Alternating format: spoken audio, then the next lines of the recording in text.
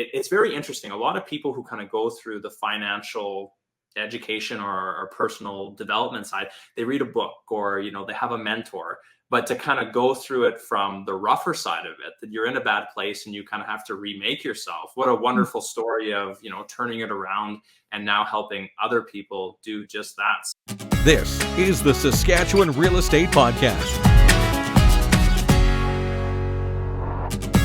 Hello and welcome back to the Saskatchewan Real Estate Podcast, your home for all things Saskatchewan, all things real estate. And today we're mixing in a little financial advice as well. Super happy to have Jordan Farr come on the podcast and share a little bit of her wisdom. Jordan, thank you so much for being a guest today. Yeah, thanks for having me. I'm very excited. Start off with a little introduction of yourself and just a little bit about what you do. Okay. So I'm a CPA. I did my Bachelor of Commerce and my Master's in Accounting at the U of S here in Saskatoon. I currently work as a manager in the finance department at the Saskatoon Police Service. I've had kind of a whole schwack of different jobs over the last few years, which have been really interesting. And I've learned a lot about different aspects of finance and the things that I'm interested in. And that's kind of what's got me into real estate and personal finance and stuff like that. In my time outside of work, I do spend a lot of time doing real estate stuff. I own a few different properties with my partner. I self-manage them, and I also post a lot about personal finance, mostly just education and giving some advice and stuff here and there.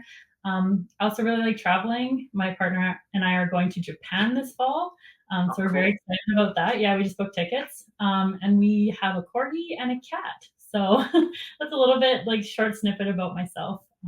Yeah. Wonderful. So many awesome things mixed within there that I think a lot of people who enjoy real estate probably really, have a lot of things in common with you. You love the travel, you love the aspect, and you love, making yourself more financially educated. And just walk us through, Jordan, when did that start for you? Were you 10 years old and you had a piggy bank and you knew exactly how much money you were going to put in there? And what was the path for you starting on kind of this path to financial education and becoming more well-versed in it? Yeah, no, quite the opposite, actually. I was like pretty bad with money up until like my mid-20s. Growing up, we didn't talk about money like ever. And if we did, it was kind of like misconstrued. Like my dad used to joke that he made $22 a day. And like never actually shared like how much he actually made. So I feel like my perception of like the cost of living and like money in general was kind of skewed. And I was really privileged to have a lot of help from my parents. Like they paid for most of my education and a lot of my bills and stuff and helped me out up until like kind of my mid-20s when I was finished school. And because of that, when I started having to pay for all my own bills and stuff, I really I don't know, I just didn't really have a good concept of like income versus expenses and like how it all flushes out. And I worked a lot all throughout like university, and even I started working when I was like 14. So I had a job forever, but I never really had any like real expenses. So I kind of got into like bad shopping habits and kind of worked myself into like a pretty bad hole. I actually got myself in like $60,000 of like consumer debt. And that was like not even student. So I was like really not great at finances actually until like my mid-20s. And that was even while I was going through school as a CPA, which I think people are surprised about too. But just because you learn about business finances and accounting doesn't mean you actually know a lot about personal finances, investing and proper saving and debt and stuff like that. So it wasn't until it was kind of like around the pandemic, the start of the pandemic, where I was in a lot of debt and I was like, okay, something's got to give. And I think I got myself into all this debt thinking like, oh, I have this fancy big salary now as like a CPA. It's the most money I'd ever been making, obviously, as a student prior. And I was like, oh, I can just up my lifestyle. Like the lifestyle creep kind of sets in. But what I didn't realize was like I had taken on some debt while I was doing my master's degree, and I just kind of let it keep compounding.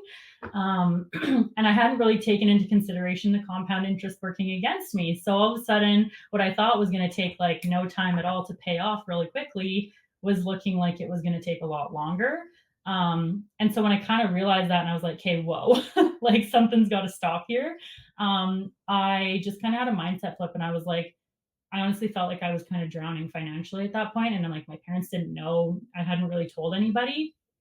And on the outside, it looked like I was like successful and like had all these nice clothes and a nice apartment and all this new furniture. And and inside it was like, nope, things aren't great.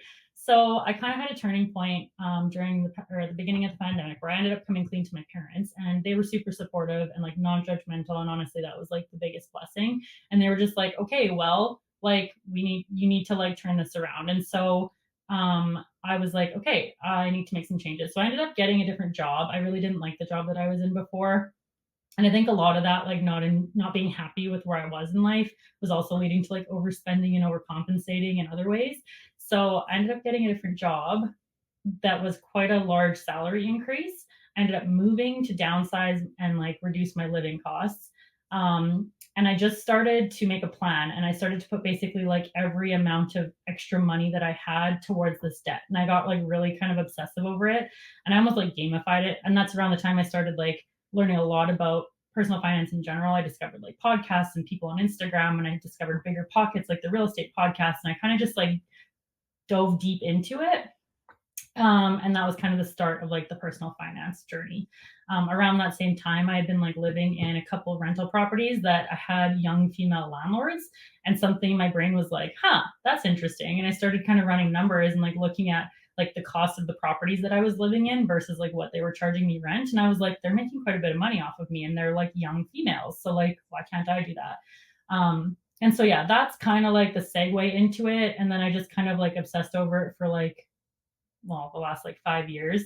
And I've since gotten myself out of the $60,000 worth of debt. I've like increased my investments. I've, learned how to budget and actually track my goals and stuff like that. And now I feel like fairly passionate about like helping other people and spreading the word and showing that like even people that have privilege and have had help don't necessarily know how to manage their money. And money's complicated, and personal finances are so personal, and it's different for every single person. And I just want to share like, I guess, education and some advice about like, it's okay if you don't know what you're doing. Like, we're not taught this stuff in school. They don't teach about it even in university. Unless you take like a personal finance course, you still don't learn about investments. Like, I didn't know about investing until I was like maybe 25, and I learned it from people on the internet. So yeah, that's kind of like I could talk forever about it, but that's kind of like a short-ish version of how I got interested in personal finance. Thank you for being so honest about that, Jordan. I think a lot of times when we see something online, if we like looked at your Instagram per se, you would appear to be a very successful young lady. You got it all together. But what a wonderful backstory Mhm. of that must have been really hard at that time, being in that much debt and really probably feeling like, geez, I'm just kind of treading water here and I don't really have a path forward. And it's very interesting. A lot of people who kind of go through the financial education or personal development side, they read a book or, they have a mentor. But to kind of go through it from the rougher side of it, that you're in a bad place and you kind of have to remake yourself. What a wonderful story of, turning it around and now helping other people do just that. So just give us an overview that like, was there just a moment you're like, I just can't live like this anymore? Was it literally just, what was it in yourself, or was there anything else that kind of outside influenced you at that time? It was more in like myself. I think I got to a point where like my student line of credit was fully maxed, and my credit card I think was maxed at that point, and the like monthly interest, I think it was like I was paying up to like $400 a month in interest alone, which like wasn't enough for me to like pay down the debt. Like, I was getting to the point where I like literally couldn't afford to keep paying like the debt and my regular expenses. And I had a habit of shopping, and so it was like you literally can't keep shopping and buying things because you no longer can afford like your monthly payments. So I was like, I have to stop. Like, I have to like snap out of this and like start getting myself out of the situation. And luckily, the job that I had switched to was like a $30,000 increase between like benefits, and I had like a work from home allowance, and on including the RSP matching because I didn't have that at my prior job. And he was in the financial space as well, and so I was doing accounting for him, but he was like a financial planner, and so I came clean to him as well. Because we were going to set up my RSP match, and he needs to know like my net worth and stuff like that. And so it was like, yeah, I'm in a lot of debt. And we talked about it, and he was actually really supportive of letting me take my RSP match and put it towards my high interest debt instead of investing it. So that was really helpful. And that's the thing too, is like once you start, opening up about and not hiding and being shameful of like the situation you're in, like people are supportive and honestly like want to help. And that's kind of the time when I started to like find other people on journeys of debt payoff. Like there's so many people on Instagram and YouTube and social media openly sharing like where they're at. And I feel like for such a time I had so much shame around like I have this lifestyle that I'm in this bit like, like I was a new CPA. I wanted to appear successful. I wanted to appear like and it was like when I started thinking about like why, it was like, why do I need to like have this vision or this like appearance like externally when like it doesn't feel good internally, and like what was I doing it for? So I kind of just became like a lot more self-reflective and had to like ask myself hard questions. And when I got more clear on like what I actually valued and what was really important to me and what was going to make me happy in the long term, it was like this path isn't it. So Well, hats off to you again. It sounds like you've done a wonderful job, and now you're doing such a great job helping other people with educational content. As I mentioned, that's kind of how I stumbled across you, and what made me reach out to get you on the podcast was one particular post was the 7 things you could do to help yourself retire early, and I thought a lot of them were really practical advice that really anyone at any stage could kind of say this is something to aim for, or if you're currently in a place to get these going right away. So let's start with it, Jordan. The 7 things. That's what's first on the list. yeah. First, I actually want to back up a little bit and give some context around like the retiring early part because not everyone maybe has heard of like financial independence, retire early, or FIRE. But that was a big because like I don't know if I'd mentioned, but I don't like love accounting. I've kind of figured that out since like I was in school, and I just felt like, well, you started down this path, you have to finish it now. And I've tried a few different jobs, like I'd mentioned, and like nothing's been like, wow, I love this so much.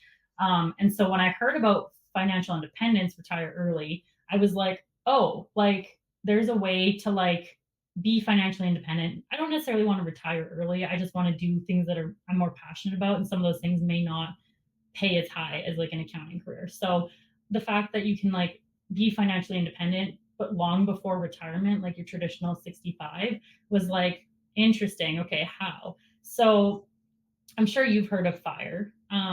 But there's There's like, a really great group in Saskatoon actually yeah, called Fire, and I'm sure I think are you part of the Facebook group, Jordan? They yeah, I have think that's it. in Yeah. person and yeah, online events, but really great. Michael Ernick, who's a past guest on the podcast, helps to organize it. But yeah, Yeah. it's a wonderful group. Yeah. So did you know that there's like a lot of different types of FIRE? Oh yeah, There's like host many FIRE, ways to skin the cat. lean FIRE, yeah, like there's so many different types. So um you can kind of customize FIRE to whatever your life is and whatever your goals are.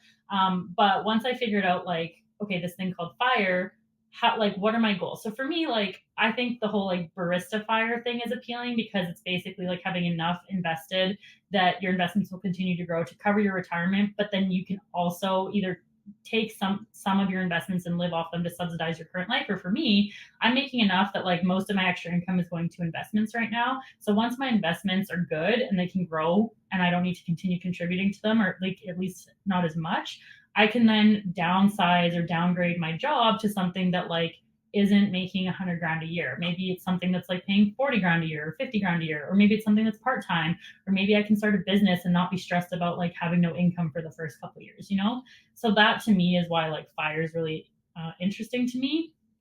And yeah, these 7 steps are kind of the way I figured out that like, and I've done the math. Um, if I like, I've kind of figured out like I have about 54 grand invested right now. And if I were to invest 2,500 bucks a month, which is steep, that's like an aggressive goal. But I also have a couple properties as well. So I'm factoring all those things in. Probably within the next 15 years, I can retire with over $1 million. So we'll see if we actually get there. But it's something that's motivating me. And like I said, I kind of like to gamify my financial goals and kind of have something to like look forward to.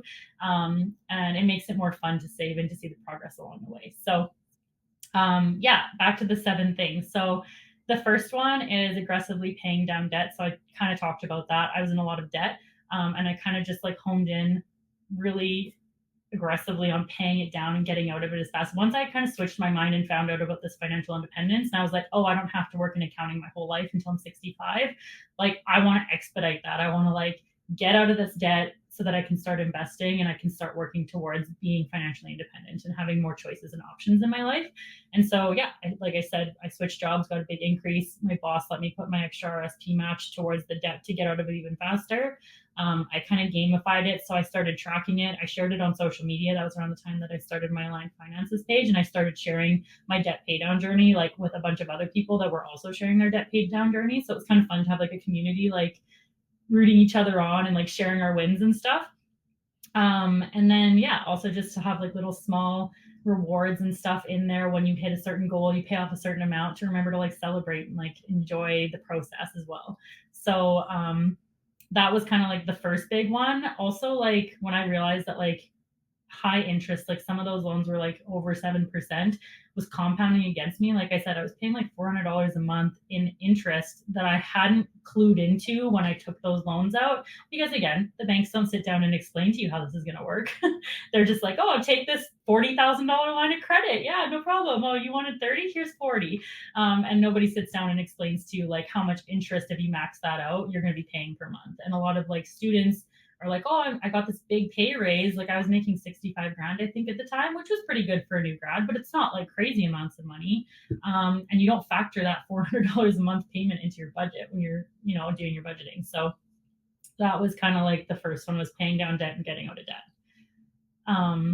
The next one was maxing out my TFSA. So TFSA versus RSP, there's a lot of like discussion around which one you should do. They're both great. Honestly, you can't really go wrong. Like in the end, the taxes kind of even out to be the same. I've done the math and I've seen a couple other people post about it that have also done the math.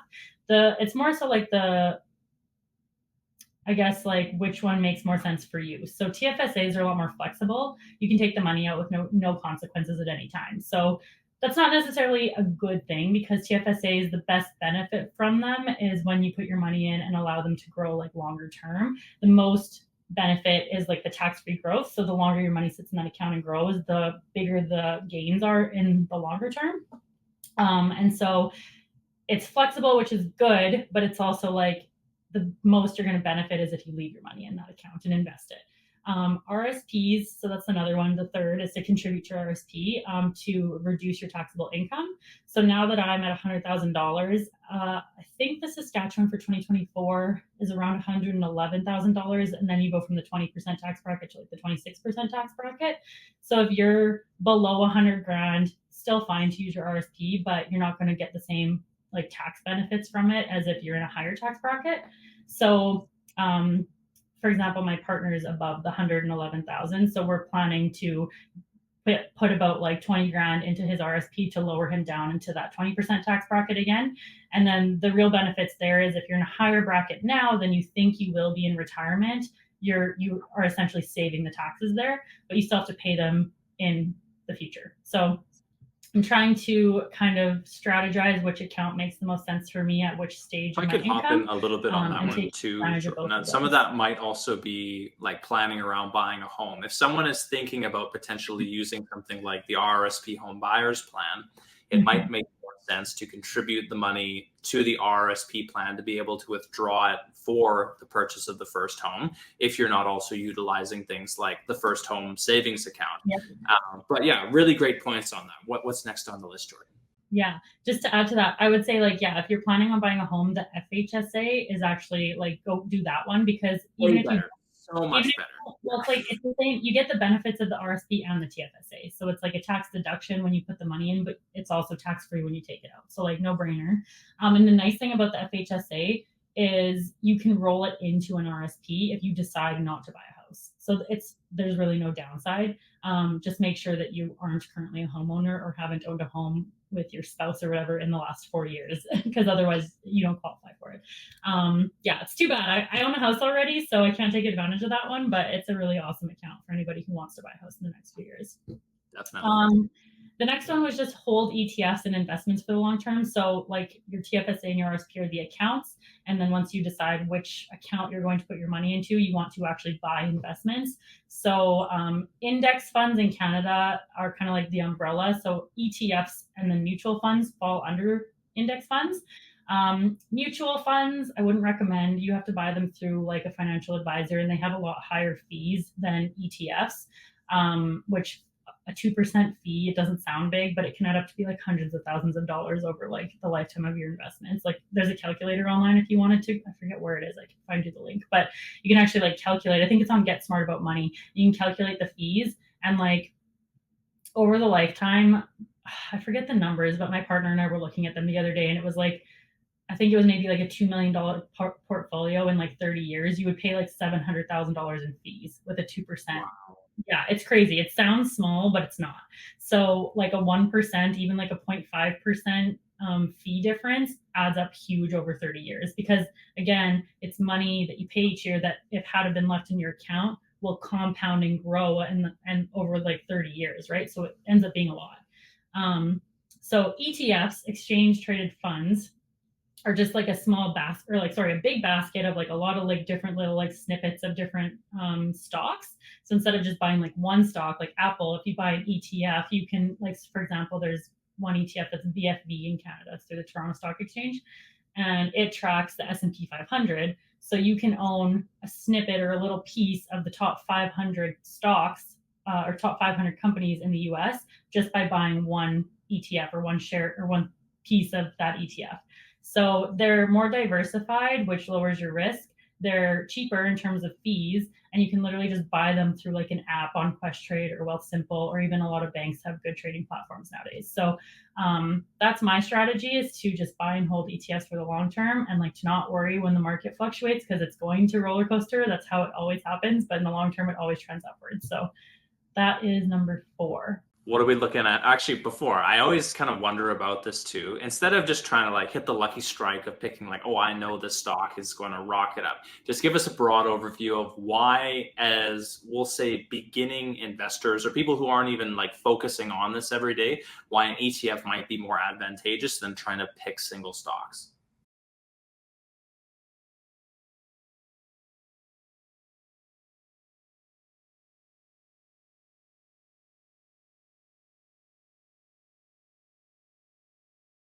Yeah, I would never recommend picking single stocks. If you like want to deep dive into like researching specific companies and looking at their financials and their projections and stuff, like go for it. But for somebody who's just like beginner starting out and like doesn't know where to put their money, like an ETF is a lot safer because it diversifies your risk. So instead of picking like just Apple and having all of your money in Apple and then say Apple crashes for some reason and like goes bankrupt and you lose all of your money because that one company, you're riding on everything in that one company, you now have a little tiny piece of 500 companies, including Apple and Amazon and Tesla and all the other ones. And if one company, so Apple goes bankrupt, well, the other 499 likely didn't.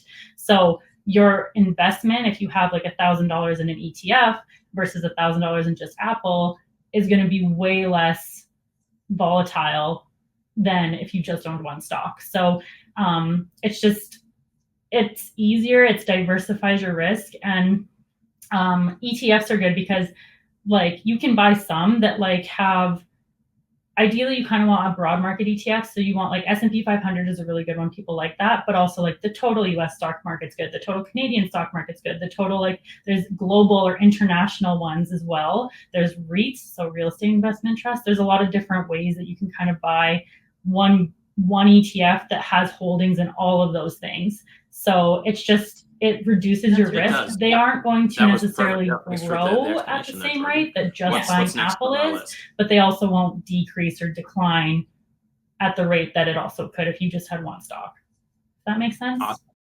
So this has been this one's been huge. My first property that I bought, my parents helped me with the down payment because I was in a lot of debt. It was a condo, and I didn't want to buy a condo. I wanted to buy a house with basement suite because I had, like I said, realized that these young women landlords own these properties and were making money. And my parents were like, "You can't own a house by yourself. Like that's way too much to take on."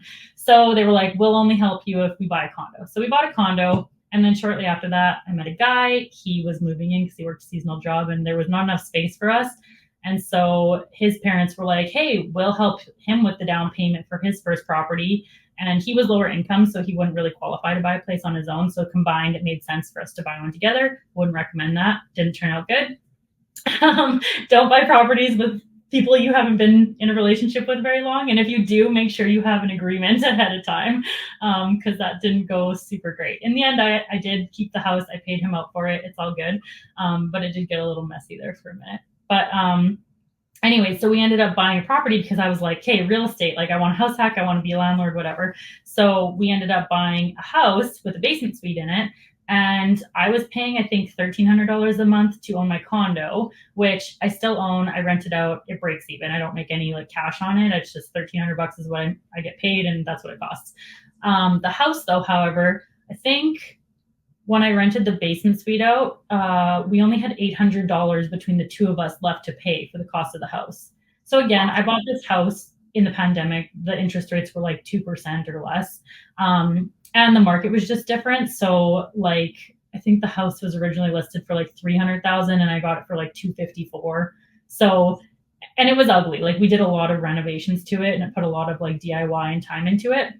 But yeah, we ended up like I took my rent from $1,300 or my cost of my mortgage or whatever in my condo from $1,300 down to 800, and then we split it two ways, so it was $400.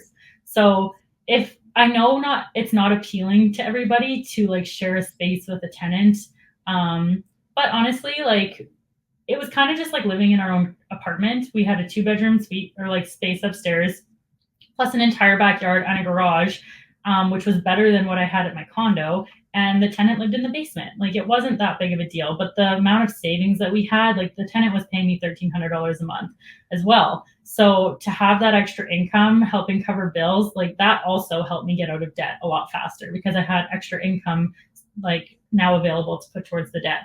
So we've kind of done that ever since. We just moved out of, so I wasn't with him anymore. I'm with somebody else I've been with for a couple years now, and we were living at that same house for a little while. Rents have gone up a lot, so I've increased the basement suite rent to like $1,500 a month. And then he had money for a down payment, so he bought the house that we're in right now. We just moved in here 2 months ago. He bought it like a year and a half ago though, and we rented it out for the year before that. Did some renovations on the basement suite and stuff like that. And then we just finally moved out of my place, so it's like a full on rental now, and it's making $36.75 a month, and my costs are $2,100 a month. So it's cash flowing quite well now. So that's actually number 6 is to invest in cash flowing properties. So that's started as a house hack and it's since turned into a cash flowing rental property. And now the house that we're currently in that my partner owns is also a house hack. So we have a basement suite in the basement. She's paying us $1,300 and we live in the upstairs. So it's cut our living costs in half now. So yeah, I love real estate. I think it doesn't make sense in every scenario. You have to definitely run the numbers. I have a spreadsheet that I use and I plunk every house that I see that has a basement suite. I'm like, do the numbers make sense? You plunk in like the costs of everything per month, the rental income that you can get, and kind of figure out the return on investment and whether it's worth it for like how much money you need to put into it. But yeah, I really like the whole like house hacking and then moving every few years thing. I know not everybody wants to move, but honestly, like real estate's expensive, and when you start trying to invest in like just rental properties, the 20% down payment is really tough for a lot of people to come up with, including us.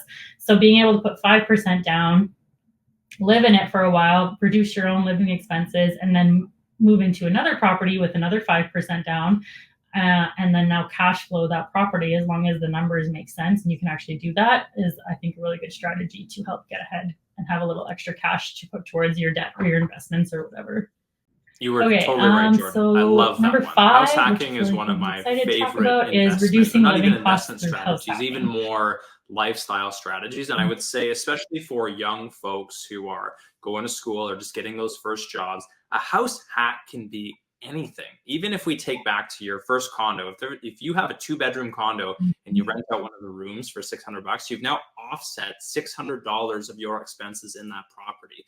Now there's obviously a little wear and tear and someone's using a little bit more utilities, but for the most part, that is now just $600 that you're no longer putting towards your expenses. So I have many friends who early on, and I'm so jealous of them. When they were going to school, they bought a house with 4 or 5 bedrooms and they rented out those bedrooms to classmates, to friends. You're at an age where this is what you do. You live in lower income rooms or condos, and you have a plethora of people who are looking for these types of properties. So for me, house hacking is a brilliant strategy because at the beginning, it doesn't necessarily even have to be about does the property cash flow exactly? But even if you can offset your living costs substantially, it's so powerful for young people. And especially if you can just get your foot on the ladder in real estate, it's brilliant. So I love those 2 points there. Yeah, no, I agree. And I actually been house hacking long before I realized that's what it was, because my parents owned a condo that I lived in when I was a student. And I asked if I could get roommates. I don't even know why I wanted roommates, but they ended up letting me keep the rent that the roommates were paying me, and I wasn't paying rent. So like that was crazy, and I was too financially illiterate to do anything smart with that, so I just spent it. But in hindsight, like for younger people that are in school, do that. Like if you can buy a place, or like if your parents own it, like have a roommate. Like it's social, it's fun. Like that's the time of your life you're going to want to live with people, and then use that money, put it into investments, save it, do something smart with it, help pay your school costs, whatever, like help it to get you further ahead financially, and use that to your advantage. I wish I would have been smart enough or known about that back then, but I just spent it on stuff. So, but And yeah. lastly, just as a quick caveat to that, also treat it like a business. If you are bringing in friends and students, Mhm. this is, treat it a little bit like this is non-negotiable. Rent is rent. And then if you reinvest that money, it can Yeah. have amazing long-term benefits for you. But what Yeah. do we have last on the list? And I also love this point. One of my Yeah. most favorites on your list. So drive a used paid for vehicle. I think like it's really easy when and I've seen this happen to so many people, but it's really easy when you first get your big fancy paycheck, you're out of school, and you're like, oh, now, it's the same thing with me. I was like, I got to have all these nice clothes and a nice apartment. Well, a lot of people are like, I got to go get the fancy vehicle. I remember friends buying like $70,000 vehicles, and I was like, ooh, and I've never been like a car person, so I don't really care.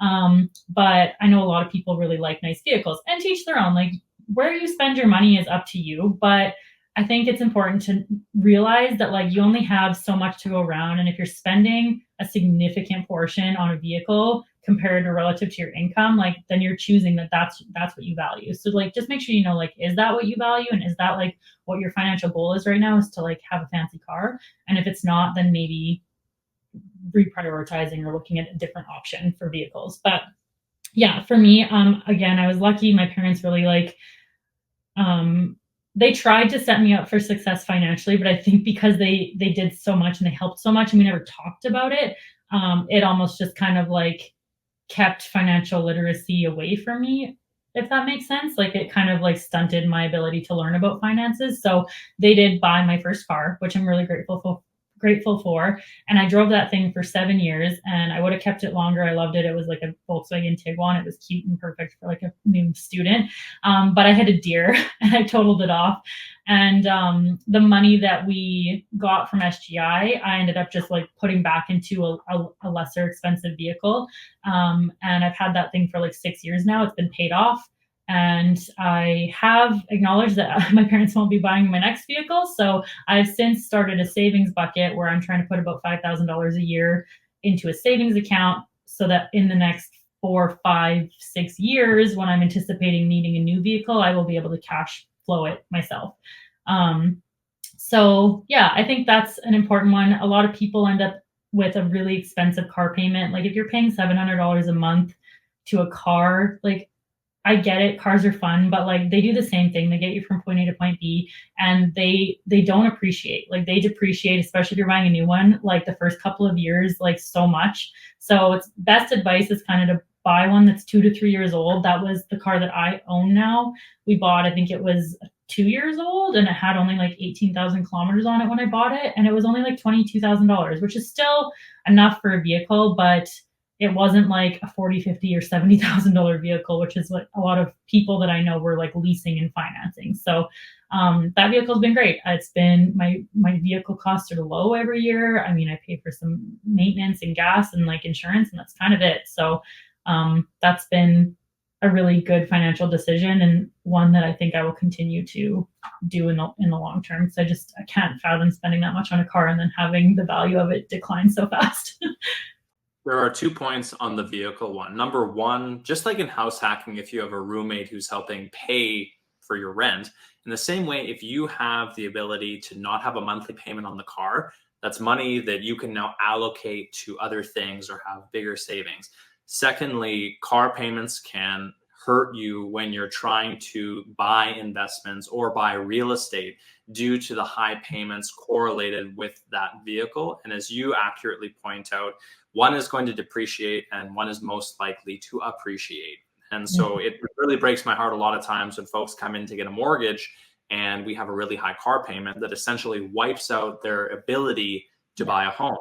And so even if they could have, even if they found a even if they could have found a way to debt service both the car and the house, because the car was purchased first, it takes away the ability for them to buy the property. So Yeah. I think it's a really prudent point to say if you can save on vehicle costs, or even better yet, have something where there's no payment at all per month, you're going to be so much more financially ahead than someone who might look on the surface to be much better off than you because they're driving a really nice vehicle, but ultimately, they're really hurting themselves by having that big payment. Yeah, exactly. And like a lot of financial experts say, like instead of fixating on like lowering every tiny little cost, like not grabbing your morning coffee or buying avocados or whatever, it's better to focus on like the big things in your budget, which is housing and vehicle costs a lot of the time. So if you can get those things down and under control a little bit more and not spend beyond your means, like you can set yourself up to have a lot of extra cash to put towards other goals. And for me, like I said, it's the financial independence thing that's kind of keeping me and driving me and keeping me being like, okay, it's worth it to not spend on expensive cars right now or to have a basement suite with a tenant in it, like because I'm getting closer to having freedom and options in my 40s or 50s or whatever in life. Wonderful. That's And so that's awesome. enough for me. You're So really a great person to chat about this, Jordan, and I really appreciate all you've shared with us today. Just a couple last questions for you. Number one, if you could go back to young Jordan, what advice would you give to her? oh gosh. I can't like shame myself for not knowing what I didn't know back then. And like I think everyone's doing the best that they can with the tools that they have. So I think for one, like it's okay. And I try not to like hold too much like regret for the choices that I made back then because I just didn't know. I wish that I had more resources or knowledge or like, and my parents did the best that they could too. Like they were young when they had us. They don't know this stuff. They weren't taught it from their parents. It's kind of a generational thing. So going back to myself, like I wish I could teach myself what I know now. I wish I could say like, start saving your money now. Don't get into a bunch of consumer debt. It's not going to make you happier. It's not going to add anything to your life, especially in the long term. Like most of that stuff I don't even own anymore. And had I started investing and putting my money away and saving towards future goals, I'd be so much further ahead right now. So it's hard to not look back and like feel a little bit of regret for that. But again, I didn't know what I didn't know. So I think for like myself, but also like younger people, like if you're listening to this podcast and you're like going out and like you know anything about finances, like you're already in a better place than I was and you already have a head start and that's awesome. And again, like personal finance is personal and people are messy and we're all just human and like nobody's perfect. And so give yourself grace when things aren't going perfectly and you're not able to stick to every single goal or every single thing that you want to hit. But like progress makes, what is it? Like what's the saying? Practice makes progress. That's the saying. So as long as you're practicing and you're trying and you're making like little tweaks here and there and you're learning, you're making progress and like that's all you can ask for yourself. So I don't know. I I don't think know if it's the saying, but I think it's also applicable that progress is better than perfection. yeah. So I if think you can make that's the point. It's like progress makes instead of practice makes perfect. It's practice makes progress. Because like mm, you can't get perfection. Nobody's perfect at anything. But as long as you're practicing and you're making progress, like you're getting better, as much as you can. So yeah, I guess if I had to give advice, it would be like, yeah, go easy on yourself, give yourself some grace, and maybe like try to start investing and putting some of your money away because I had so many opportunities. I had no costs and like all this like income. So I also worked like basically full time serving, so I had a lot of like income, and I wish I had known what to do with it back then to set myself up. But I think when you're young, also, you think you have so much time. Like when I was like 19, 20, I was like, oh my gosh, like I don't need to start saving for a house. Like I'm not going to buy that till I'm like 30. And it's like, well, once you're 26, 27, you realize it takes a lot longer to save up like a 20% down payment than 2 or 3 years. So I think also like young people, you don't often think like, oh, I need to plan out my future and I need to start saving for retirement and things like that. But time is like your biggest tool. And when you're young, you have so much more time. And so, like, if I could go back 10 years ago and tell myself, like, you have time on your hands, like, I still have time on my hands. I'm only 30 or 31 now, but like, you have even more time to get started and, you know, set yourself up for success when you're young. So I think that's the best time to start if you can. Well said. Jordan, if someone wants to get in contact with you, if they want to follow along, if they have a question for you, just let us know what you got going on and where people can find you.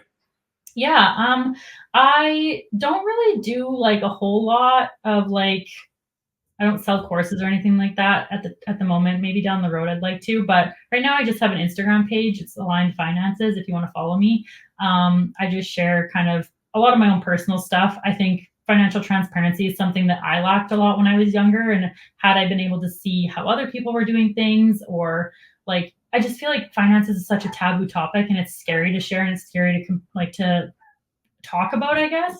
But that's something that I think younger me could have really benefit from. And I think being transparent and vulnerable and open allows other people to do the same. And so I share a lot of my own stuff on there. And then I share some stuff that I've learned and some tips and tricks and things like that. So if you want to follow me on Instagram, you can follow me there. I also have a link in my bio to book a one-on-one session if you are interested in talking about anything personal finance, real estate. If there's any way that you think I can give you advice or help you with anything, I have given a lot of advice, a lot of it free in the past, to friends, family, acquaintances, to kind of figure out what their goals are and where they should be putting their money. So yeah, I guess that's where you can find me if you want to follow. Brilliant. In the short time that I followed you, Jordan, I've found there's a tremendous amount of value in your Instagram. So I would highly recommend to go and give you a follow and follow along as you continue on your journey here. Thank you so much for coming on today and sharing and being open about your awesome financial journey, and continued good luck to you.